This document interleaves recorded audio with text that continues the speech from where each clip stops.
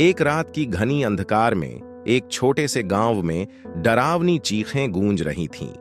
लोग कहते थे कि वहां एक राक्षस बसता है जो रात में आता है और लोगों का खून पी जाता है।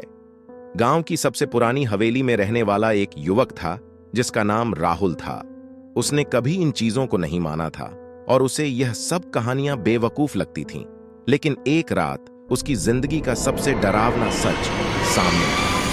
राहुल को रोज रात में एक विशेष आवाज सुनाई देती थी जो कि उसे डरावनी लगती थी, लेकिन वह हमेशा इसे अनदेखा कर देता था। एक रात वह अकेला घर में था और वह आवाज फिर से सुनाई देने लगी। इस बार वह न केवल आवाज बल्कि कुछ और भी महसूस करने लगा।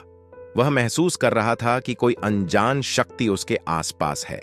राहुल ने धीरे से हवेली के गहरे हिस्से में जाने का फैसला किया।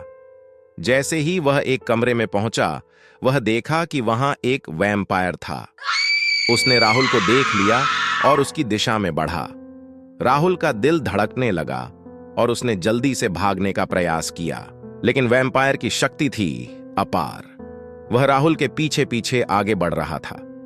राहुल ने हवेली के बाहर तक पहुंचते हुए उसे एक छड़ी मिली। वह छड़ी के साथ वैम्पायर को मारने की कोशिश करता है, लेकिन उसके हाथ से छड़ी गिर जाती है।